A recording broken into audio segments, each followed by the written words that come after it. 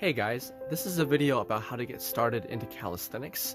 If you haven't exercised in a while and you're getting kind of worried about where your muscle and your strength is going and your joints might be aching a little bit, this is for you. Or if you're a heavy lifter and you've exercised your entire life and you've perhaps done it improperly and you're dealing with joint pain and muscle pain and back pain, this video is also for you. Now, a common problem amongst people who have become sedentary or those who have been overly active and injured themselves is their joints are often messed up and they perhaps have some elbow pain or some knee pain. Their shoulder kind of hurts and they're stiff and they can't reach certain angles. That's because the joints have become damaged and they're injured. And we like to look at muscles. We say, oh, well, this guy has big muscles, he has small muscles, he has muscle tension. But the joints are really important because they kind of hold everything together. And while our wonderful heart pumps blood through our entire system and heals our muscles and carries away waste and brings energy, not a whole lot of it circulates into our joints. Our joints are healed and restored through something called synovial fluid, and that only circulates when we move the joints. That primarily circulates when we move the joints. So what we need to get started are some low impact, low intensity, high repetition exercises, and that will kind of condition your body for some heavier loads and harder exercises to come. So here we go. Okay, so first let's go over the exercises and then I'll tell you how often and when you should do them.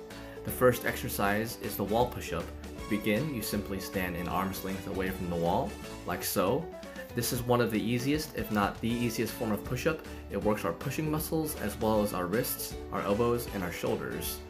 In your first set, do as many as you can, or 50. Rest for a few minutes. Proceed with your second set and do as many as you can, or 50 again. And then do your third set. So your goal is 3 sets of 50.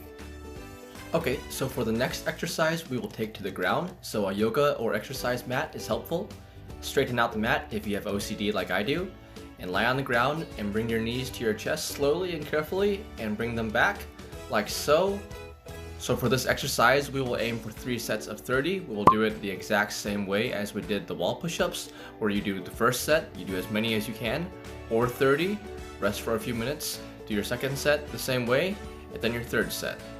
This exercise works your core muscles, as well as conditions your hip flexors and your hip joints. To make it easier, you can bend your knees more, and to make it harder, you can straighten out your legs. Our next exercise is the bodyweight squat. It's very important to be able to get yourselves up off the ground. If you can't do a full bodyweight squat, don't worry. You can start from a raised platform called a chair squat. The lower the platform, the harder the exercise. Squats can kind of tire you out, so work towards 2 sets of 50 in the same manner as the previous 2 exercises. Once you hit this goal, either remove or lower the platform from which you are squatting. And once you are able to reach a full range of motion, work towards 2 sets of 50 of full range bodyweight squats. If at any point you feel like you need it, you can use a railing or anything stable to help yourselves up, but slowly move away from this until you are standing up only from your legs. Squats work your entire lower body, yes, even your hamstrings, and they help condition your ankles, your knees, and your hips. The next exercise is a form of bridge called a half bridge or a short bridge. Oh no. I just realized the mat's crooked. Anyway, it's very simple, but it's helped a lot of people with back pain, especially lower back pain. It works the lower back, the mid back, as well as the glutes and the hamstrings.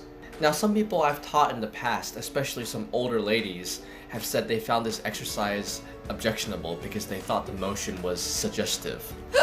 Guys, I didn't invent the exercise. It's been around for hundreds, if not thousands of years. Just do the exercise. No one needs to be watching. Aim for 3 sets of 30. The next exercise is the vertical pull.